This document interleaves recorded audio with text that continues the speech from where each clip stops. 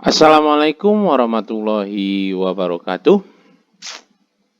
Perkenalkan, saya Sony Arpan, calon guru penggerak angkatan 9 dari SMK Negeri 3 Oku, Kabupaten Ogan Komering Ulu, Provinsi Sumatera Selatan.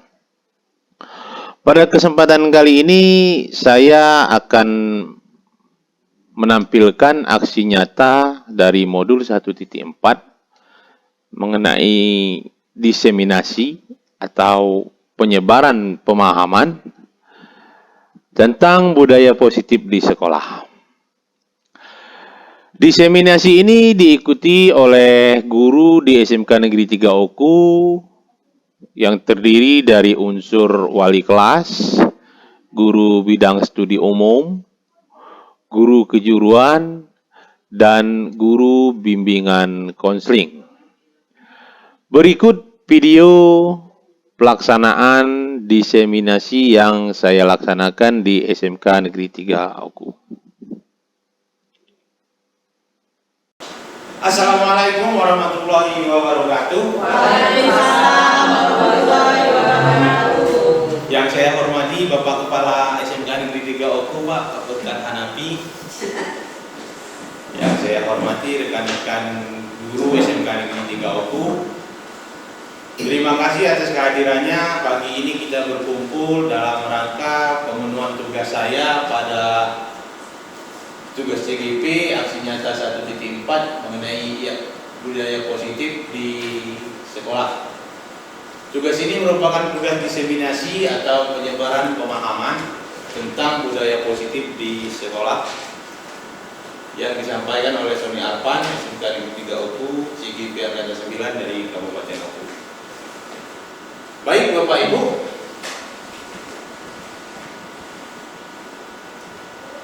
Tujuan dari pelaksanaan diseminasi ini adalah yang pertama, setelah melakukan kegiatan ini, saya harapkan para guru dapat memahami tentang yang pertama itu perubahan paradigma mengajar. Selanjutnya itu cara menegakkan budaya positif di sekolah yang memotivasi siswa secara intrinsik. Yang ketiga, restitusi. Ini menggunakan posisi kontrol yang dianjurkan sehingga menumbuhkan motivasi intrinsik siswa. Dan yang terakhir adalah penerapan segitiga restitusi untuk menciptakan budaya positif di sekolah. Materi dalam diseminasi ini adalah yang pertama yaitu perubahan paradigma belajar, yang kedua tentang disiplin positif, yang ketiga keyakinan kelas, yang keempat motivasi perilaku manusia, yang kelima kebutuhan dasar, yang keenam posisi kontrol restitusi, dan yang ketujuh adalah segitiga restitusi. Jadi ketujuh materi ini akan kita bahas dalam proses penyebaran pemahaman ini. Baiklah, kita masuki yang pertama yaitu perubahan paradigma belajar. Ada pertanyaan Bapak Ibu? Di zaman teknologi sekarang, menanamkan ilmu pengetahuan dengan mengajar apakah masih berlaku? Kira-kira menurut Bapak Ibu? Menanamkan ilmu dengan mengajar apakah masih berlaku? Masih. Yang kedua, bagaimana seandainya guru tidak berhasil menanamkan pengetahuan? Apakah disebut gagal? Ambigu kan? Jawabannya bisa gagal, bisa tidak. Terakhir, apakah keberhasilan mengajar hanya ditentukan oleh seberapa besar pengetahuan yang didapatkan murid? Tidak juga. Itu semua pertanyaan itu hanya perlu satu jawaban Bapak Ibu. Jawabannya, pandangan bahwa mengajar hanya sekedar menyampaikan ilmu pengetahuan sudah tidak relevan lagi. Karena siswa itu adalah organisme yang sedang berkembang. Perkembangan ilmu pengetahuan dan teknologi yang dahsyat itu menyebabkan seorang tidak bisa menguasai seluruh materi pelajaran. Karena tidak mungkin seluruh siswa itu paham semua mata pelajaran dan kita guru hanya mengampu satu bidang studi. Selanjutnya, perkembangan ilmu psikologi, manusia pasif menjadi manusia yang memiliki potensi, apalagi manusia yang aktif. Jadi yang manusia pasif saja memiliki potensi, apalagi manusia yang aktif. Selanjutnya, filosofi pendidikan Ki Hajar Dewantara. Maksud pendidikan yaitu menuntun segala kodrat yang ada pada anak-anak agar mereka dapat mencapai keselamatan dan kebahagiaan yang setinggi-tingginya sebagai manusia maupun sebagai anggota masyarakat. Itu filosofi pendidikan Ki Hajar Dewantara. Pendidikan adalah suatu usaha sadar dan terencana untuk mewujudkan suasana belajar dan proses pembelajaran agar peserta didik secara aktif mengembangkan potensi dirinya untuk memiliki kekuatan spiritual, keagamaan, pengendalian diri, kepribadian, kecerdasan, akhlak mulia, dan keterampilan diperlukan dirinya serta masyarakat. Apalagi kita di SMK Pendidikan Vokasi, keterampilan ini sangat dibutuhkan. Penciptaan lingkungan belajar memperhatikan yang pertama kodrat anak, yang kedua menumbuhkan potensi, yang ketiga penanaman budaya pekerti luhur. Jika kodrat anak diperhatikan, kita tumbuhkan potensinya dan kita tanamkan bukti luhur, maka lingkungan belajar itu sangat baik. Kodrat anak itu sebenarnya bermain, menumbuhkan potensi yaitu merancang kegiatan pembelajaran yang mengasah potensi anak. Selanjutnya penanaman keimanan ketakwaan kepada Tuhan Yang Maha Esa, gotong royong, mandiri dan tanggung jawab dan lain-lain itu kemudian luhur. Berarti menanamkan potensi itu termasuk hard skill, penanaman budi pekerti luhur termasuk ke dalam soft skill. Jadi anak-anak yang hobinya bermain kita kasih pengetahuan hard skill dan pengetahuan soft skill. Perubahan paradigma mengajar yang diharapkan dari mengajar hanya sebatas menyampaikan materi pelajaran kepada mengajar sebagai proses mengatur lingkungan. Mengapa mengatur lingkungan? Karena kita sesuaikan dengan kodrat anak tadi. Itu tentang paradigma, perubahan paradigma belajar. Karena kebutuhan anak itu bermain, itu contoh kegiatannya. Kodrat anak itu bermain, memberikan permainan sehingga anak-anak yang gembira dan siap untuk menerima materi. Ini ada contoh saya ambil.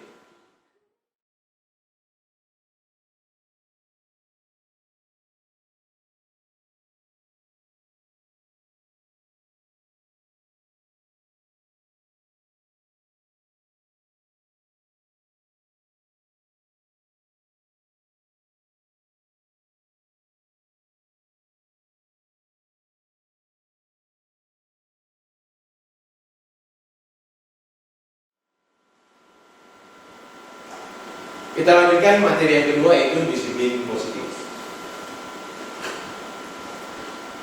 Alur pencapaian disiplin positif di sekolah itu sangat panjang dan beragam. Yang pertama itu dari visi misi sekolah, dilanjutkan dengan keyakinan kelas. Setelah dibuat keyakinan kelas, maka kita masuk ke motivasi dan kebutuhan hidup. Jika siswanya taat, berarti menghasilkan siswa yang disiplin. Selesai untuk siswa yang taat.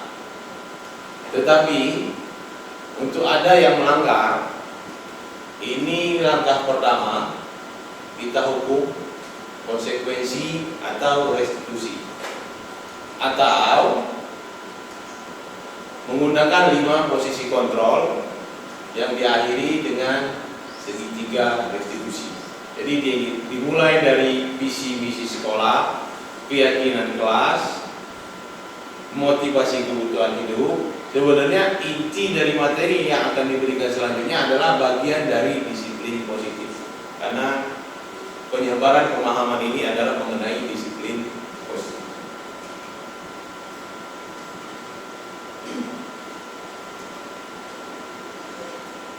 Disiplin positif, maksud dari disiplin positif adalah cara penerapan disiplin yang mengajarkan anak bertanggung jawab dan menumbuhkan kesadaran diri berdasarkan nilai-nilai kebajikan. Tetapi disiplin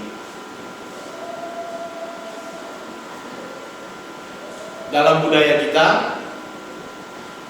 dimaksudkan menjadi sesuatu yang dilakukan seorang pada orang lain untuk mendapatkan kepatuhan. Agak kurang bagus disiplinnya dalam budaya kita. Kita cenderung menghubungkan kata disiplin dengan ketidaknyamanan. Karena disiplin itu menuntutkan sesuatu yang harus kita lakukan, sehingga rasa kenyamanan kita terganggu. Tetapi disiplin positif lebih ke arah disiplin diri yang dapat mengontrol diri dalam melaksanakan segala tindakan. Disiplin diri dapat membuat murid memahami dan menyadari berdasarkan motivasi internal, bukan akibat paksaan, ujian, atau hukuman. Kita lanjutkan ke keyakinan kelas. Ini yang agak banyak. Kalau disiplin tadi digabungkan dari sini. Budaya positif kita wujudkan melalui disiplin positif. Supaya ini terwujud, maka harus ada keyakinan kelas yang merupakan sesuatu tindakan kebaikan yang disepakati bersama seluruh warga kelas untuk mendukung visi sekolah. Visi sekolah itu diharapkan dapat memuat profil Pancasila. Profil Pancasila ada 6. Yang pertama yaitu beriman bertakwa pada Tuhan Yang Maha Esa dan berakhlak mulia. Yang kedua berkebinekaan global. Yang ketiga bernalar kritis. Yang keempat mandiri. Yang kelima gotong royong. Yang keenam kreatif. Jadi visi itu harus memuat profil pelajar Pancasila. Visi sekolah kita yang diseminarkan di aula kemarin dan disempurnakan, yaitu terwujudnya lulusan yang berakhlak mulia, mandiri, kompeten, dan berkebinekaan global. Prakarsa perubahannya meningkatkan kemampuan hard dan soft skill murid sehingga dapat berperan di dunia kerja secara mandiri. Jadi di situ terwujudnya lulusan yang berakhlak mulia, mandiri, kompeten, dan berkebinekaan global. Hampir memuat seluruh dari profil Pancasila tadi. Prakarsa perubahannya tadi meningkatkan kemampuan hard dan soft skill murid sehingga siswa setelah lulus dari SMK ini dapat langsung bekerja secara mandiri.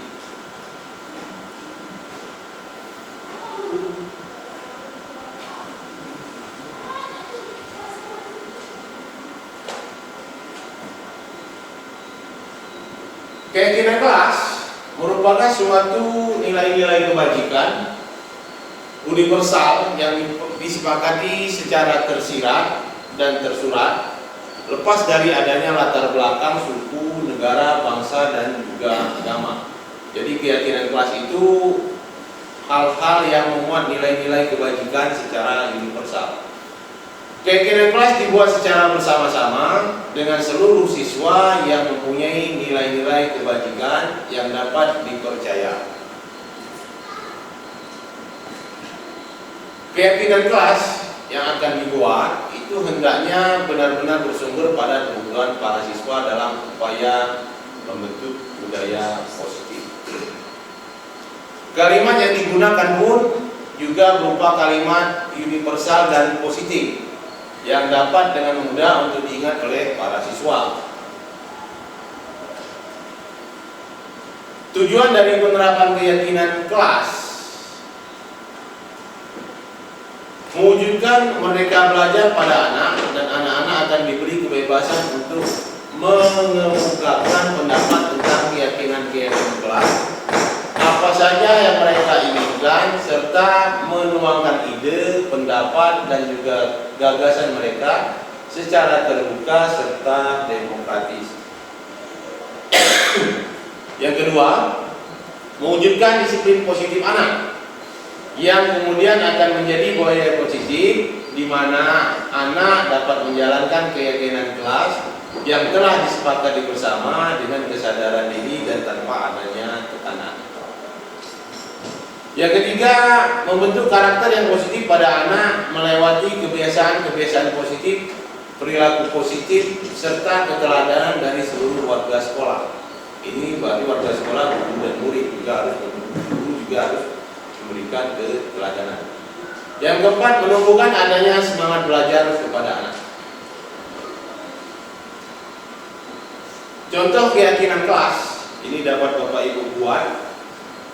Kalau wali kelas kesepakatan kelasnya bisa, Bapak Ibu juga bisa membuat kesepakatan kelas dengan siswa yang diampu di dalam kelas.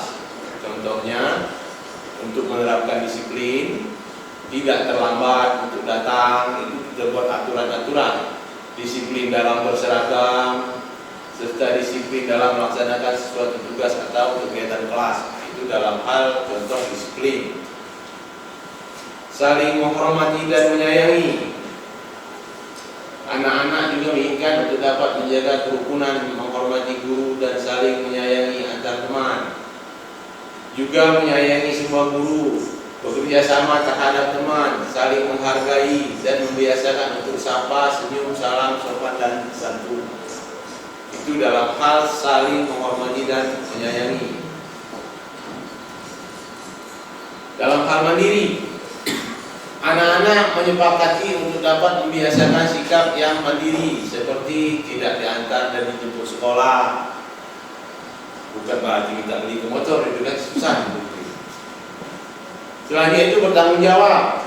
Ini bisa dipiket, menjaga kebersihan. Anak-anak juga memiliki untuk dapat bertanggung jawab dalam melaksanakan segala kegiatan-kegiatan, baik itu kegiatan belajar maupun kegiatan-kegiatan lainnya di kelas. Jadi bertanggung jawab untuk melaksanakan piket, menjaga kebersihan kelas. Ini kesepakatan-kesepakatan yang kita buat dengan siswa.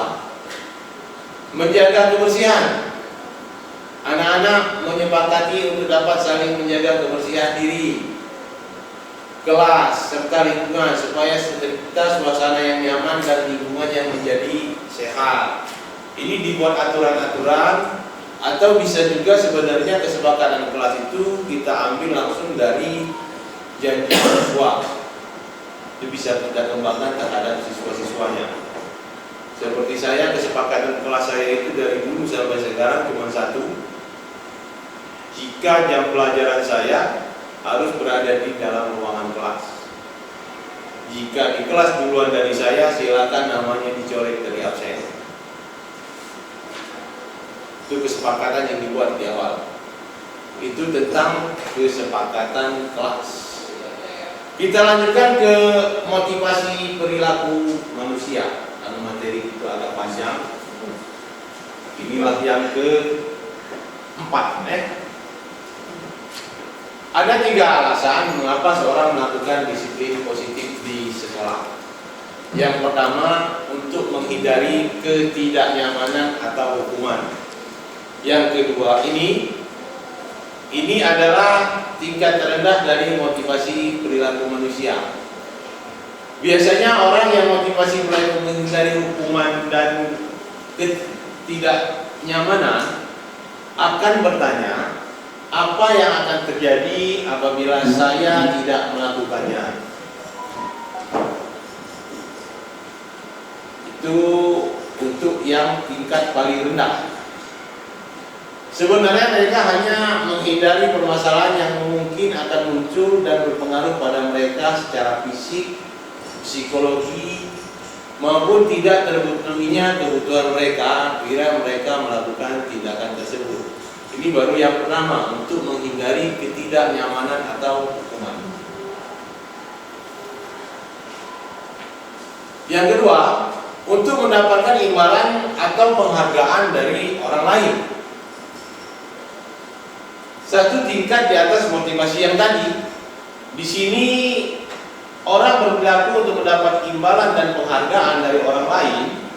Orang dengan motivasi ini akan bertanya, apa yang akan saya dapatkan apabila saya melakukannya. Mereka melakukan sebuah tindakan untuk mendapatkan pujian dari orang lain yang menurut mereka penting, dan mereka meletakkan dalam dunia berkualitas mereka. Mereka juga melakukan sesuatu untuk mendapatkan hadiah, pengakuan, atau imbalan. Jadi waktu itu bisa dibohongi, dimasuk dalam rekaman waktu dia menawar 30.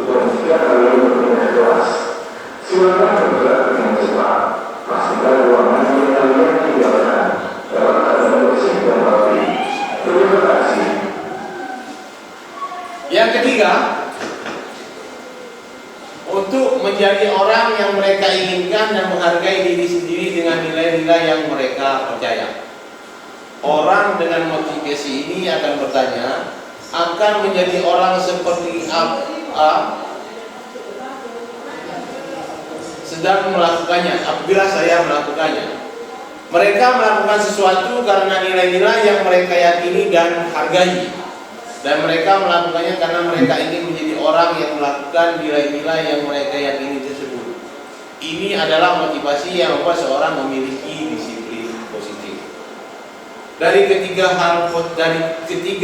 motivasi ini, motivasi untuk menjadi orang yang mereka inginkan, menghargai diri sendiri dengan nilai-nilai yang mereka percaya.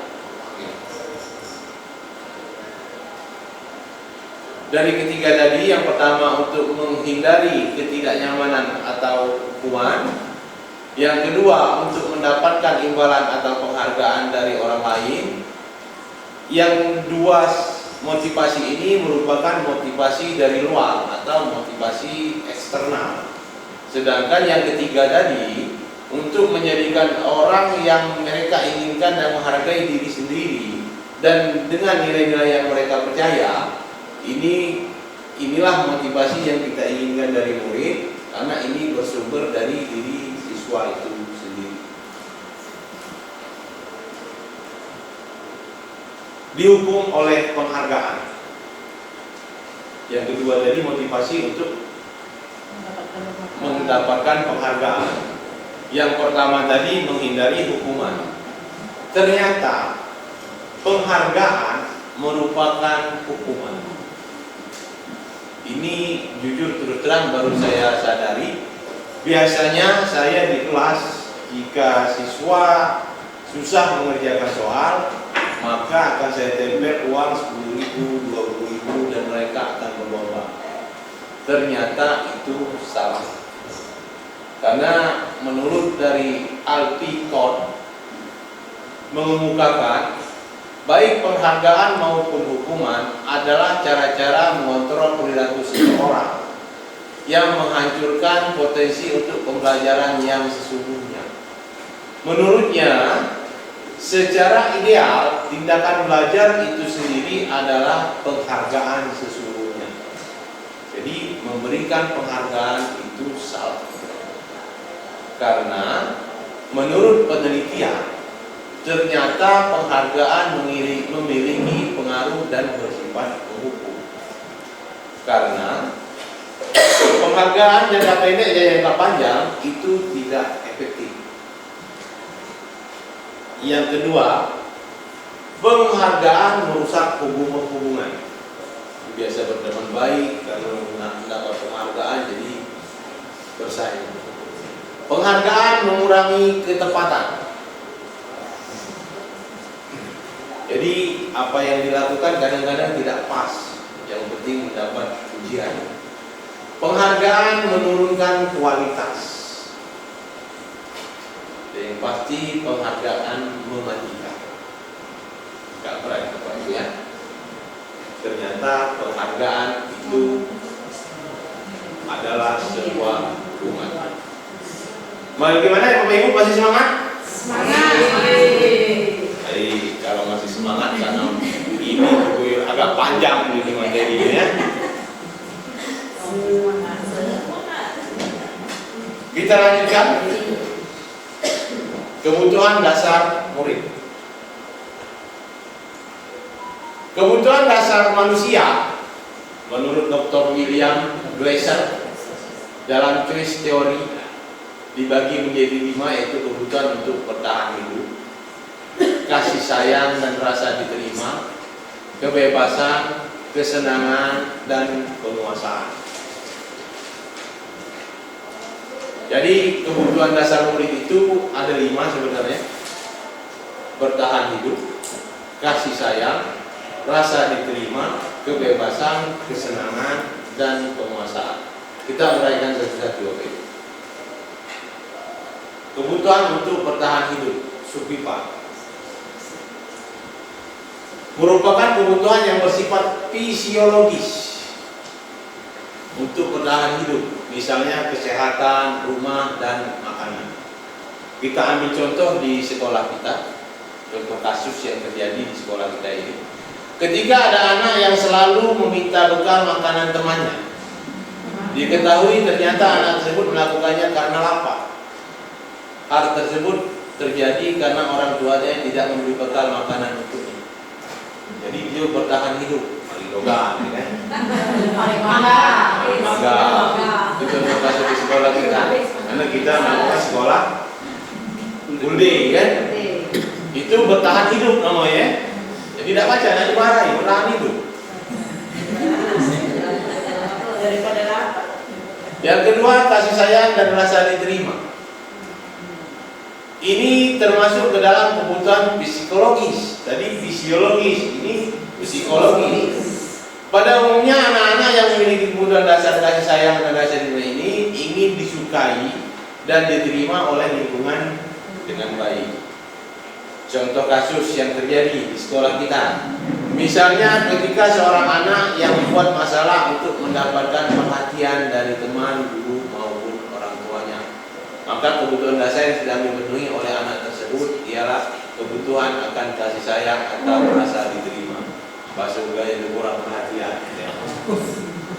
ya kan?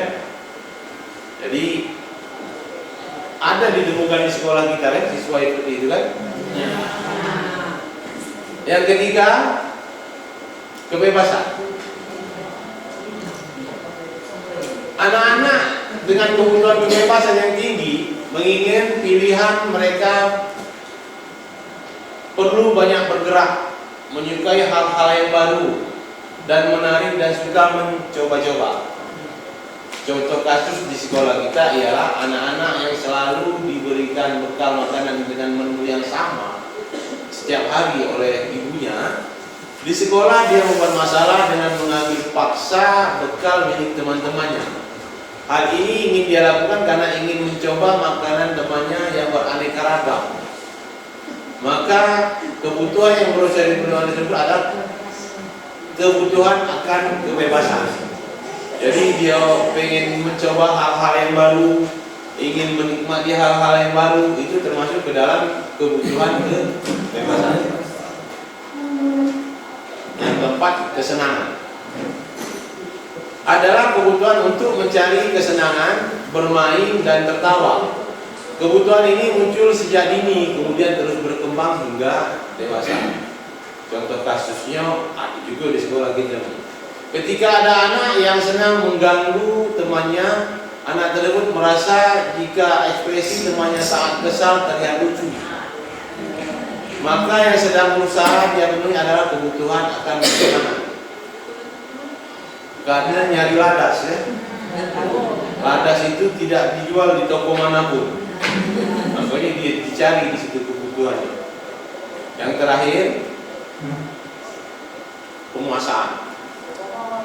Merupakan kebutuhan pengakuan atas kemampuan yang berhubungan dengan kekuatan untuk mencapai sesuatu, menjadi kompeten, menjadi terampil, diakui atas prestasi dan kemampuan yang dimiliki, dapat membuat pencapaian dihormati, didengarkan, meninggalkan pengaruh, dan memiliki rasa harga diri.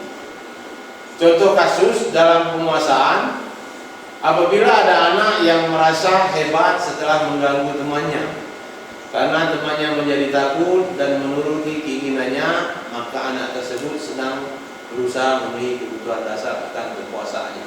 Jadi dari kelima kebutuhan dasar manusia tadi, mulai dari bertahan hidup, kasih sayang, kebebasan, kesenangan, dan penguasaan itu sudah kita temukan di sekolah kita sendiri.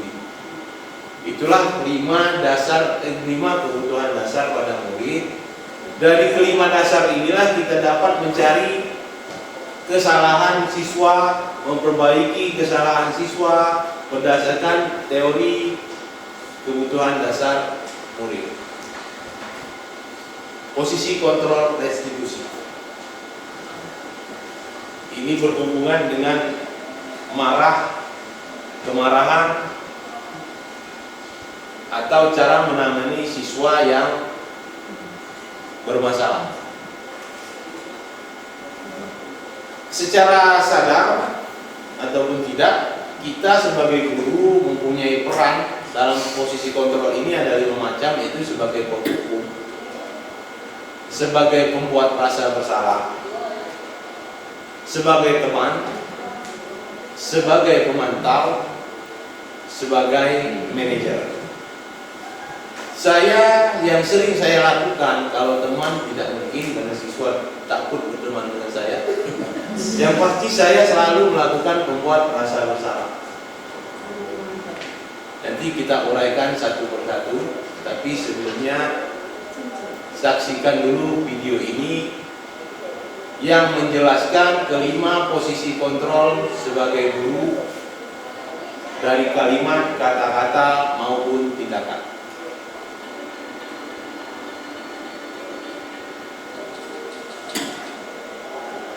Ini tentang siswa terlambat sekolah.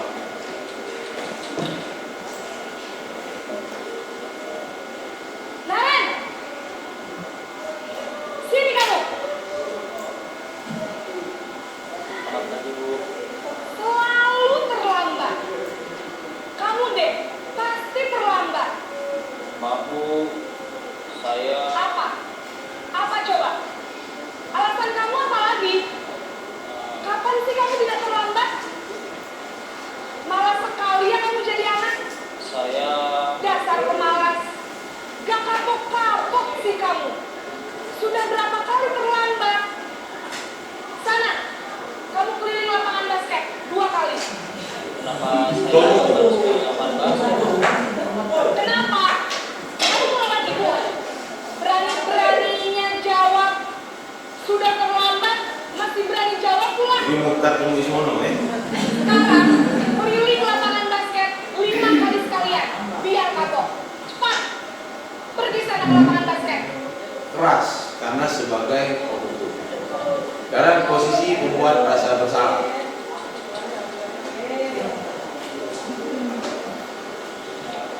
Untuk mengetahui menarik. Naren,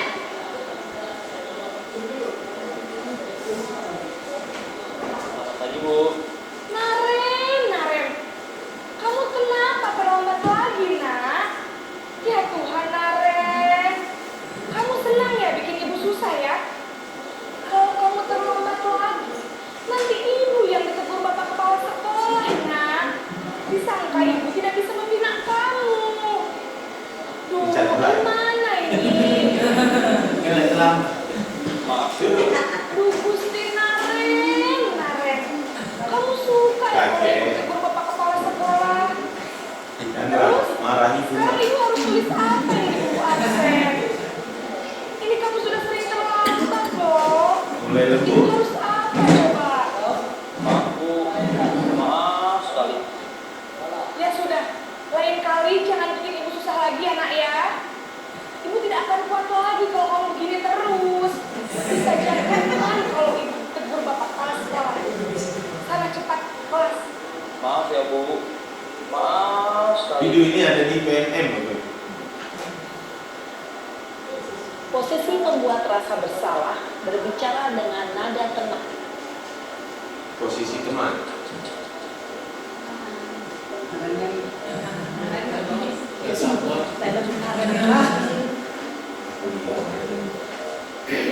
Naren, Agak akrab karena sebagai teman. Selamat pagi, Bu. Kan udah senyum. Wah, sudah jam berapa ini nak? Terlambat lagi ya sayang. Kan teman. Saya mau ngajak saya, Bu. Kamu malah mendengarkan ibu kamu. Kamu bukannya anak yang larinya paling kencang. Kok terlambat sih? Kalimat pembelaan. Iya, Bu. Saya memang terlambat bangun tadi. Jadi, biarpun saya lari kencang, tetap gak kekejar, Bu. Ya sudah sana. Nanti lain kali larinya lebih kencang lagi ya. Biar gak terlambat lagi. Bikin senang ibu. Demi ibu. Bisa kan? Bisa lah, Bu. Ya sudah sana masuk kelas. Ibu beresin urusan absen kamu. Kamu ini ada-ada saja. Pemantau.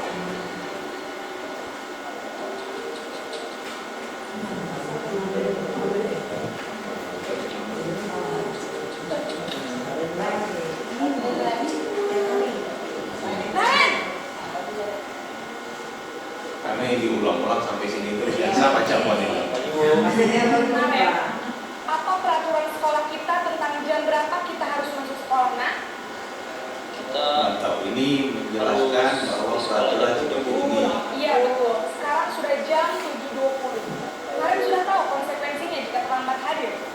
paham, Bu. Saya harus tinggal kelas pas jam istirahat selama 20 menit. Iya benar, konsekuensinya demikian.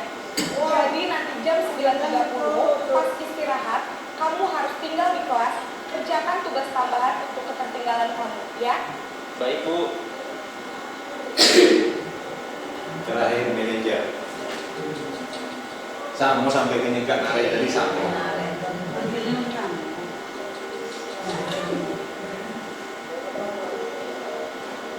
Naren!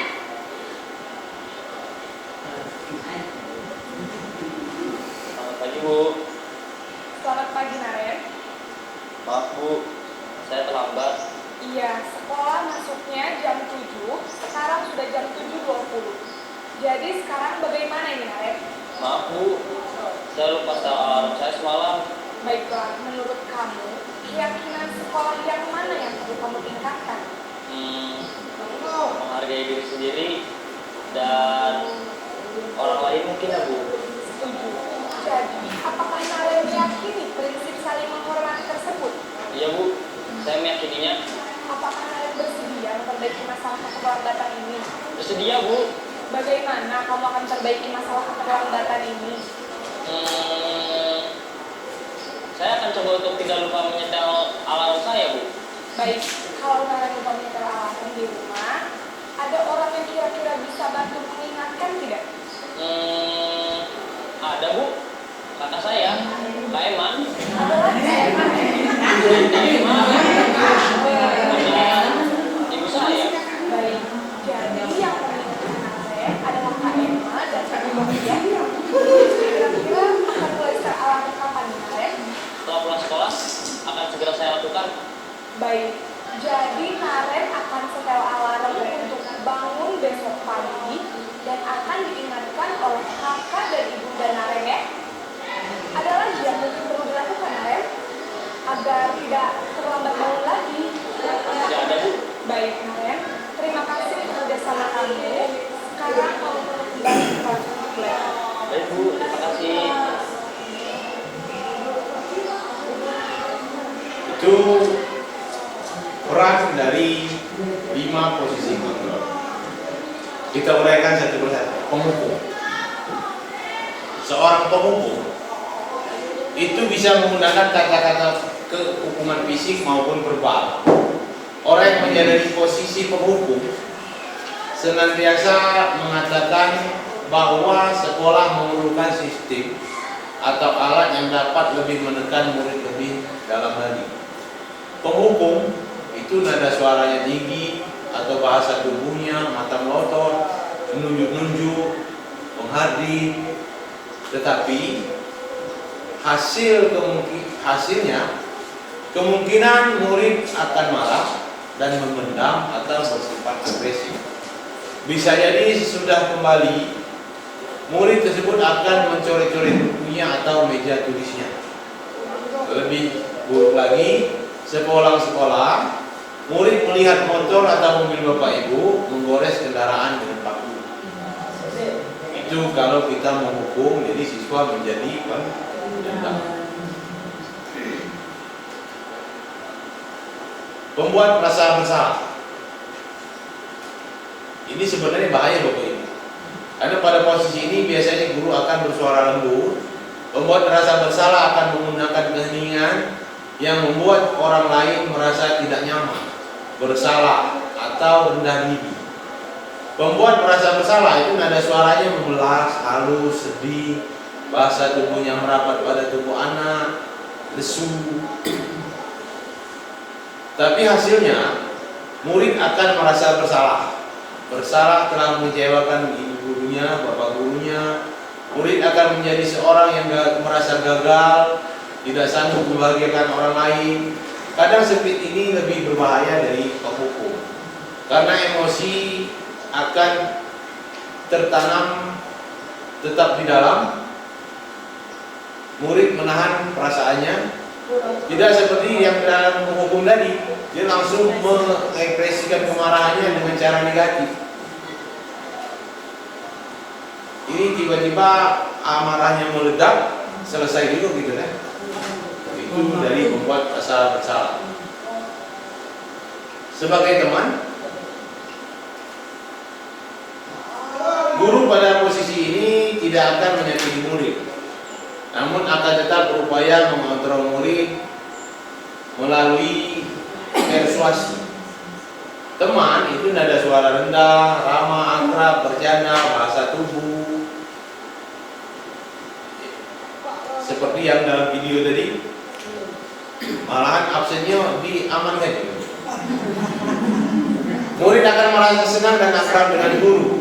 Ini termasuk dampak yang positif. Hanya saja di sisi negatif, murid menjadi tergantung pada guru tersebut.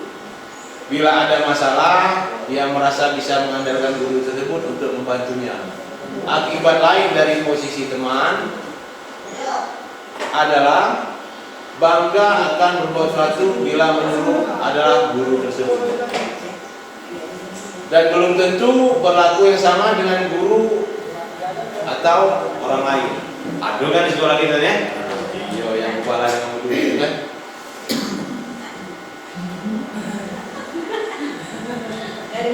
Ada begini.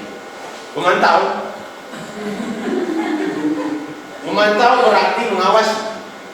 Pada saat kita mengawasi, posisi pemantau berdasar pada peraturan-peraturan dan konsekuensi. Seorang pemantau dapat mengandalkan perhitungan catatan data yang dapat digunakan sebagai bukti atau perilaku seseorang. Pemantau ini cuma menunjukkan, nah kalau melanggar ini, melanggar ini, melanggar ini, berdasarkan tatib, gitu kan? Mengapa tatib kita tidak bisa dijalankan? Karena kita lagi tahun belum pernah rapat tatib.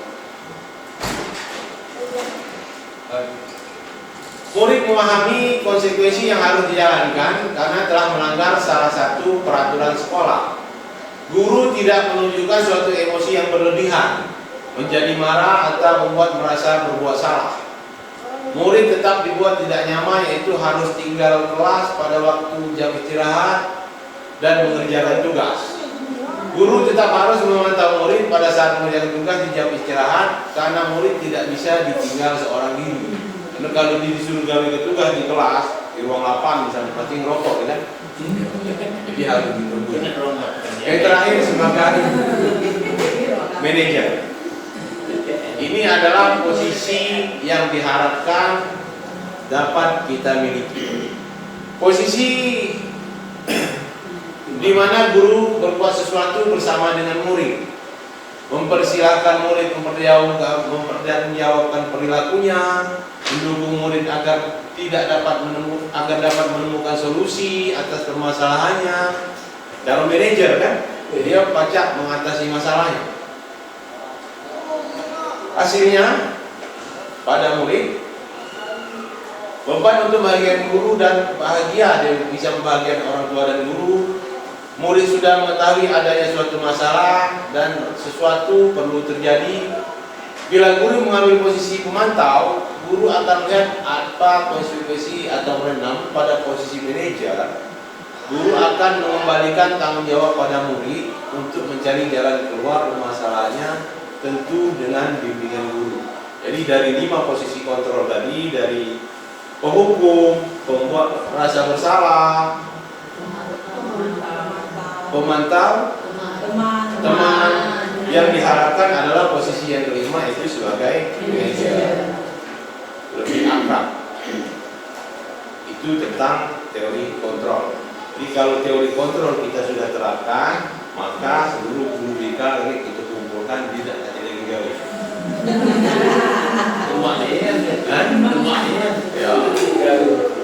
Selanjutnya yang terakhir Bapak Ibu adalah segitiga restitusi. Proses menciptakan kondisi bagi peserta didik untuk memperbaiki kesalahan mereka sehingga mereka bisa kembali pada kelompok mereka dengan karakter yang lebih kuat. Segitiga restitusi merupakan sebuah strategi yang dapat dilakukan sebagai proses menciptakan kondisi menuntun murid untuk memperbaiki kesalahan-kesalahan yang mereka lakukan. Namanya segitiga berarti mempunyai 3 sisi. Yang paling dasar yaitu menstabilkan identitas, kemudian validasi tindakan yang salah, yang terakhir menanyakan keyakinan. Kita uraikan satu persatu. Menstabilkan identitas. Jika anak berbuat salah, maka ada kebutuhan dasar mereka yang tidak terpenuhi. Yang 5 tadi ya. Bagian dasar segitiga restitusi memiliki tujuan untuk merubah orang yang gagal karena membuat kesalahan menjadi orang yang sukses. Jadi, akar permasalahan adalah 5 pokok kebutuhan tadi. Ketika seorang dalam kondisi emosional, maka otaknya tidak akan mampu berpikir rasional. Saat inilah kita menstabilkan identitas anak agar anak kita bantu tenang dan mencari solusi untuk menyelesaikan permasalahannya. Namun saja menstabilkan identitas. Yang kedua, memvalidasi tindakan yang salah. Pada langkah kedua ini kita harus memahami dan menemukan kebutuhan dasar siswa yang mendasari tindakan anak tersebut berbuat kesalahan. Menurut teori kontrol, semua tindakan manusia, baik atau buruk, pasti memiliki maksud dan tujuan tertentu. Ketika kita menolak anak yang berbuat salah, itu dia akan tetap dalam masalah. Yang diperlukan adalah kita memahami alasan melakukan hal tersebut sehingga anak merasa dipahami. Validasi tindakan yang salah ini mencari dan membenarkan apa yang dilakukannya. Yang ketiga, menanyakan keyakinan. Teori kontrol menyatakan bahwa kita pada dasarnya termotivasi secara internal. Ketika langkah pertama dan kedua tadi sukses dilakukan, maka anak akan siap dihubungkan nilai-nilai yang dia percaya. Penting menanyakan ke anak tentang kehidupan yang diinginkan. Ketika mereka telah menemukan gambaran masa depannya, guru dapat membuat mereka untuk tetap fokus pada gambarannya, cita-citanya untuk gambaran itu. Dengan segitiga restitusi, kita dapat mewujudkan mereka menjadi murid yang merdeka, mampu menyelesaikan masalah dan bertanggung jawab. Karena di menanyakan keyakinan ini, kita menanyakan apa yang harus dia kerjakan atas kesalahan yang dia buat. Contoh penerapannya.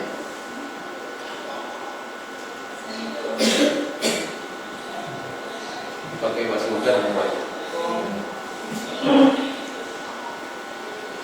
Ini 2 orang siswa diketahui berkelahi pada jam kosong pelajaran matematika jam pertama.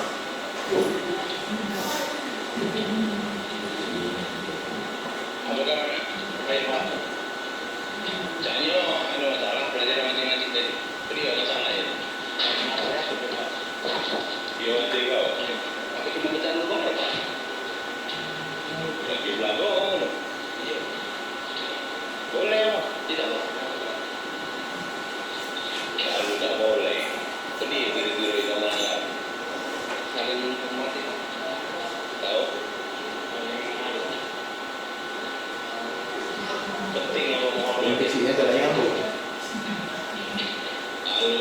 penting.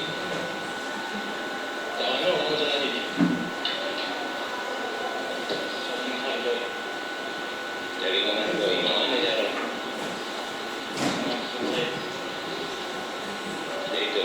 Pada usulan Pak Melindungi lagi puisi, apa sabar, baca sabar hidup. Kau tentu tidak usah lagi main-main sama ni aneh.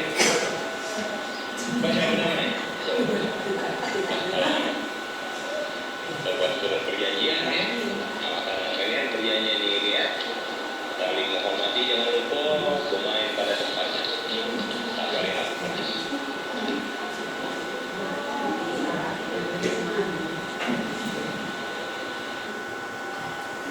setelah ujian matematika, maka contoh kedua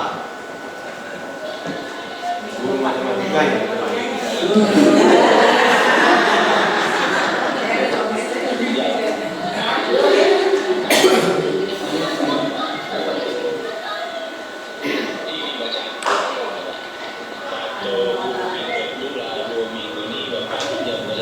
Karena juga motifnya bapak ini rupanya nikah. Ini masalah keluarga anak pergi ojek itu tinggalkan bukan lagi langganan dia mau takut anak-anakku mau tinggalkan ini persiapannya ini Pak Ogan namanya Pak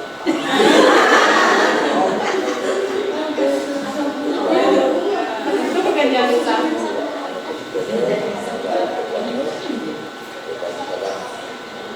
sekolah tidak berapa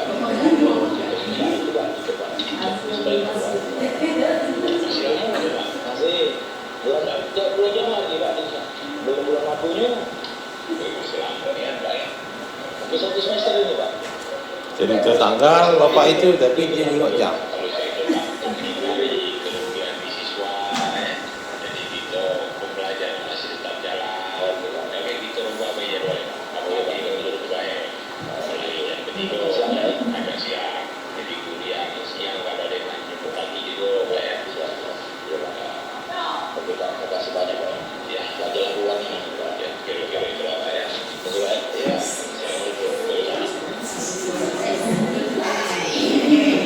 Baik rekan-rekan, itulah proses penyebaran pemahaman yang saya lakukan mengenai budaya positif di sekolah. Semoga berkenan dan terima kasih. Assalamualaikum warahmatullahi wabarakatuh. Saya Riyadi, guru teknik komputer dan jaringan SMK Negeri 3 Oku. Setelah mendengar dan memahami pemaparan dari Bapak Sony Arpan SPD pada diseminasi budaya positif, saya menyadari bahwa berdasarkan posisi kontrol restitusi, ternyata posisi guru sebagai manajer sangat berperan dalam memunculkan motivasi intrinsik dari murid. Terima kasih Pak Sony atas berbagi praktik baiknya. Wassalamualaikum warahmatullahi wabarakatuh. Assalamualaikum warahmatullahi wabarakatuh. Saya Penti Aryani, guru dari SMK Negeri 3 Oku. Ngajar di pelajaran Proyek Ilmu Pengetahuan Alam dan Sosial atau dikenal dengan MAPEL PIPAS. Setelah mendengar penjelasan dari Pak Sony Arpan tentang motivasi perilaku manusia, saya baru menyadari ternyata penghargaan dapat menjadi hukuman. Terima kasih. Wassalamualaikum warahmatullahi wabarakatuh. Assalamualaikum warahmatullahi wabarakatuh. Saya Mahendra, saya guru BK di SMK Negeri 3 Oku. Setelah mendengar penjelasan Pak Sony pada diseminasi budaya positif, saya menyadari bahwa semua masalah pada siswa bersumber pada kebutuhan dasar manusia. Terima kasih atas Pak Sony telah berbagi praktik baiknya. Wassalamualaikum warahmatullahi wabarakatuh. Selanjutnya aksi nyata modul 1.4 yaitu diseminasi atau penyebaran pemahaman mengenai budaya positif di sekolah. Saya lanjutkan dengan pembuatan keyakinan kelas yang saya susun bersama-sama dengan siswa untuk membuat keyakinan kelas yang dapat mengontrol perilaku mereka sehingga timbul motivasi intrinsik dari dalam diri siswa. Berikut videonya. Assalamualaikum warahmatullahi wabarakatuh. Sehat? Jadi kita hari ini membuat keyakinan kelas. Tahu keyakinan kelas? Masuk. Peraturan untuk kita sepakati. Bukan untuk dilanggar.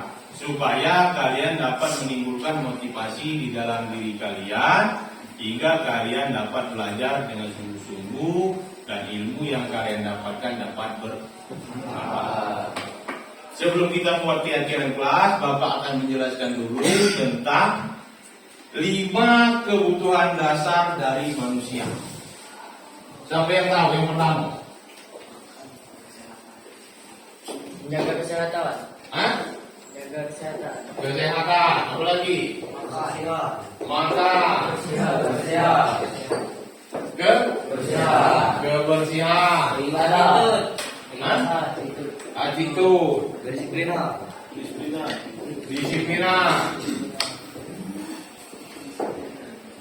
Ada lagi? Kebutuhan dasar manusia. Makan dulu, tadi yang lain pikiran kamu ya. Karena kebutuhan dasar itu adalah makan. Karena kebutuhan dasar itu berhubungan langsung dengan prinsip kebutuhan dasar manusia yang pertama, yaitu bertahan hidup. Yang kedua, kemampuan biak. Apa lagi selain bertahan hidup? Jadi ada cewek? Ada? Kasih sayang? Kebutuhan itu kasih sayang. Ada lagi? Yang kalian paling inginkan, kebutuhan itu sesuatu yang diinginkan. Yang mana? Termasuk ini. Kebebasan. Sudah kebebasan? Ketawa, bohusek, itu dia. Main game. Kesenangan.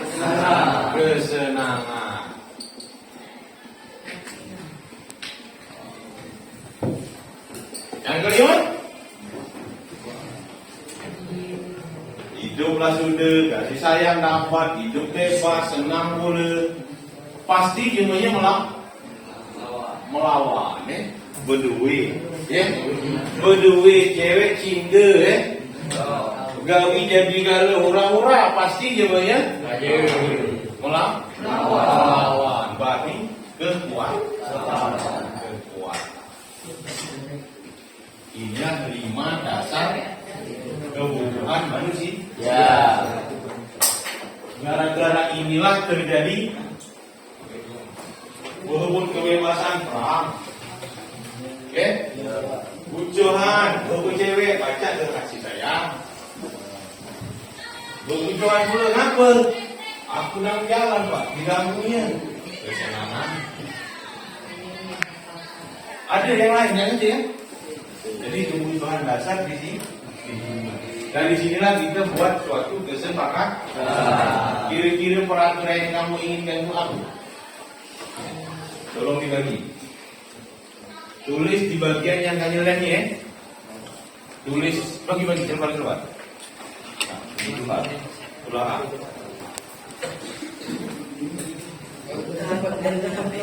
Sampai jembat.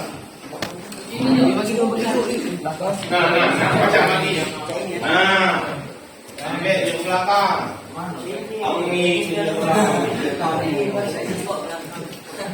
Lebihnya mereka. Yang belakang, yang di depan lem. Kira-kira peraturan yang kamu pinginkan itu apa? Bebas main game, misalnya kan? Uraikan, misalnya boleh makan di kelas. Tidak usah. Ya? Tuliskan suatu keinginan yang ingin kamu jadikan peraturan di situ. Misalnya boleh memakai sepatu putih. Oke? Kalau sudah tempel lagi di sini. Kalau kalimat ini tidak boleh pakai kalimat itu. Ya, tidak boleh menggunakan kalimat 5 kebutuhan dasar, tapi keinginan yang kalian butuhkan. Keinginan tuh. Nah, buat. Silakan.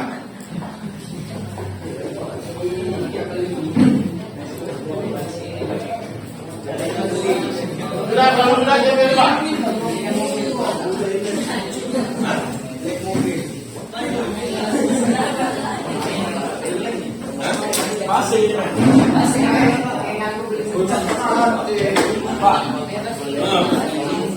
Pak. Aduh. Singkok ya.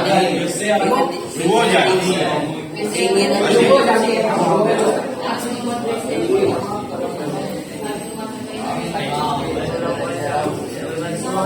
Tapi yang lilo dan sama waktu misalnya.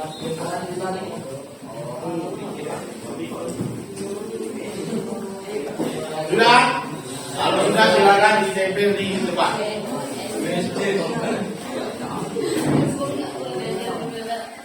Lihat. Hah? Nah, tempel. Jadi lain banyak ingin kan benda air ini. Dua orang ya.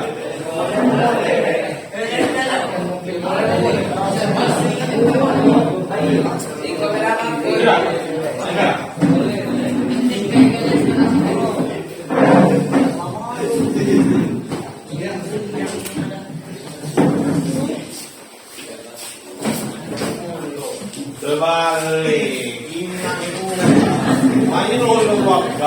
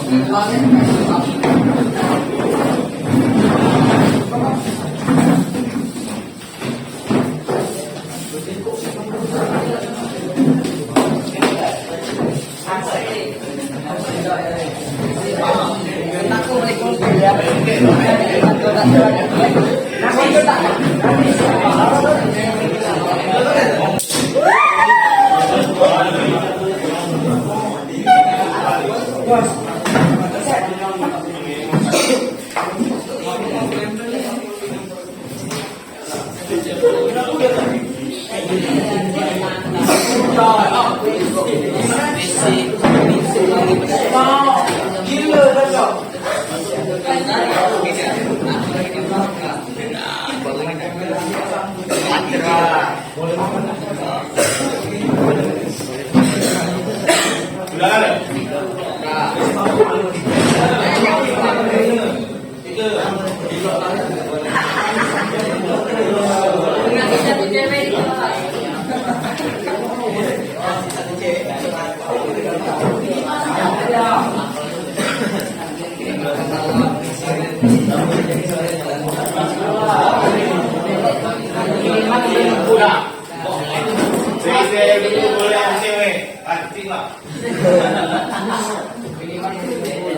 Cewek listrik itu masuk di setelah pengumuman, kecuali satu orang Marisa. Marisa itu dari awal memang bilang ini listrik.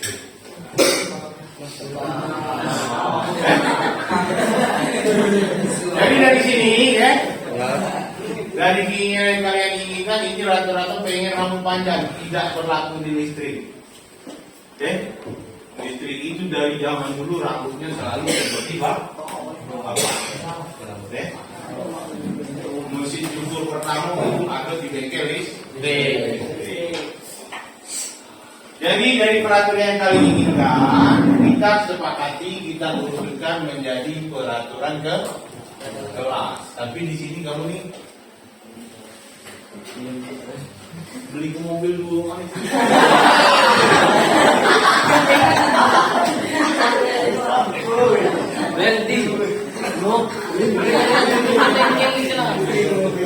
Di sini rata-rata bercerita tentang rambut. Rambut, ya, tidak ada hubungan rambut dengan gebitan. Benar, ya. Tapi kalian adalah di jurusan listrik. Rambut kalian panjang, keringat banyak, kerja di listrik, kalau cepat kena stroke. Makanya dihindari rambutnya dibuat pendek. Paham? Jadi itu buat peraturan itu yang pertama yaitu disiplin. Disiplin dalam apa? Hah? Dari hasilnya ini.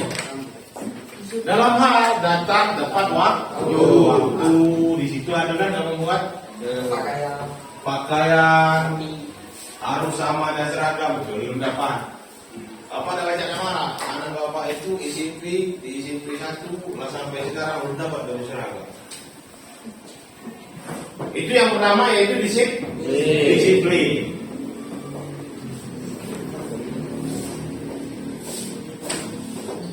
Yang kedua juga kita hubungkan dengan prinsip ini dasar kebutuhan dasar manusia. Kira-kira kasih sayang tadi dengan guru sopan, tadi itu tadi ya. Dengan kawan-kawan tidak kasih masalah. Itu yang dibutuhkan dalam peraturan kelas yaitu keyakinan kelas yaitu saling menghormati dan menyayangi.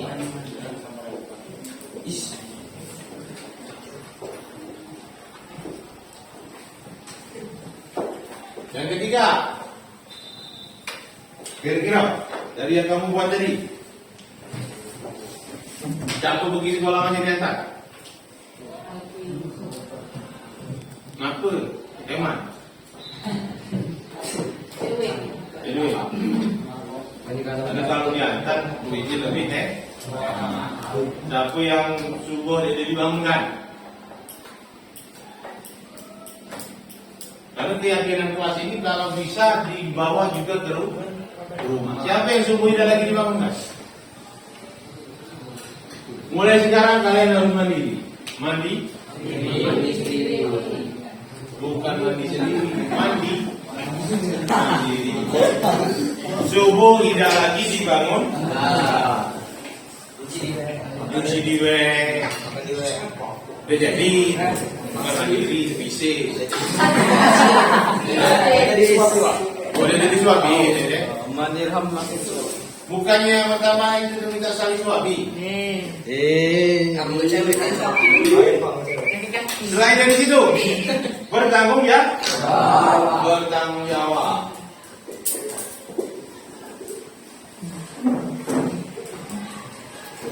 Yang kelima,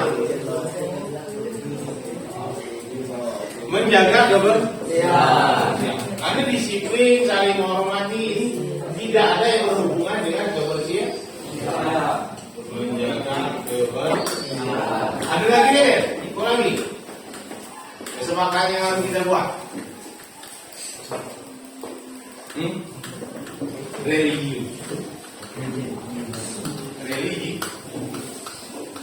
Ini maksudnya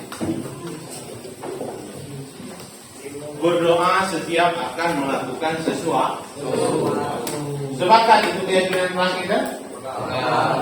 Kita buat kita buat kemudian kita tempel. Siapa yang buat ini? Ikut aja. Langsung tempel.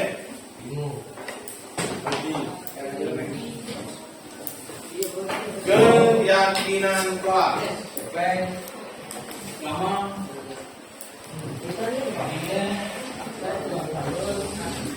Sepuluh DITN 2. DPR. Dengar. Siapa yang kata di sini? Soal ini yang mati.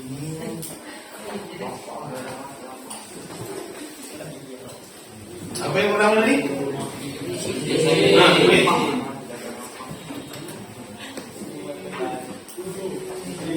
Langsung disiplin.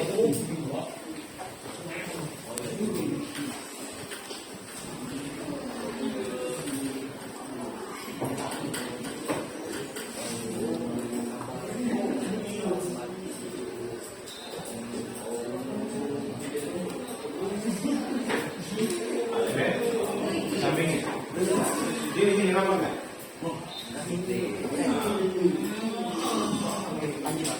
Yuk, untuk ini lagi, kenapa?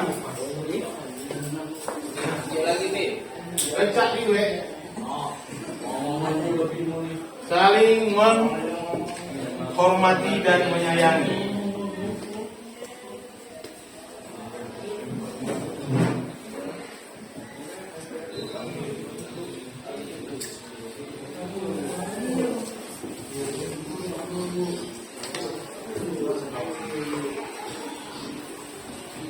Menurut yang lainnya, pergi keluar nih.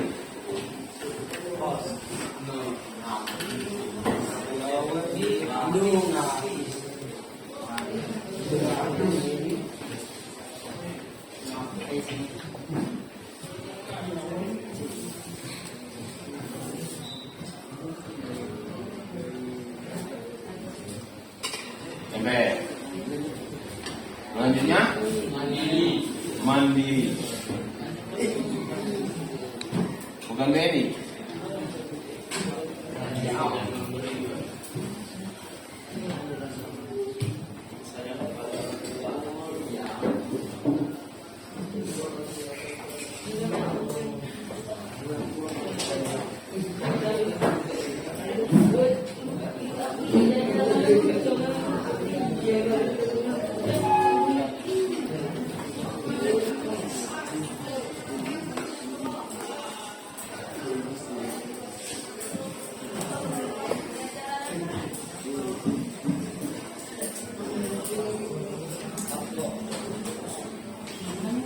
Selanjutnya menjaga kebersihan.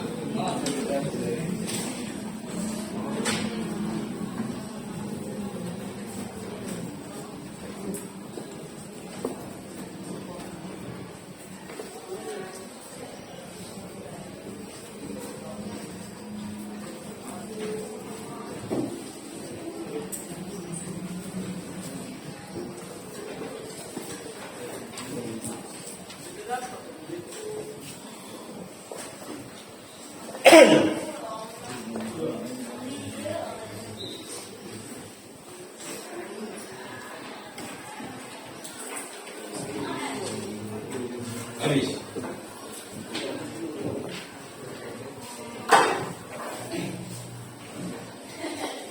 Pas.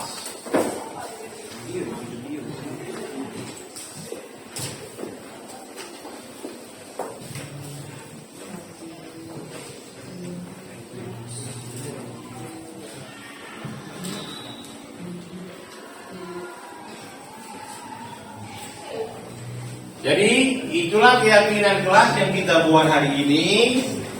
Yang pertama yaitu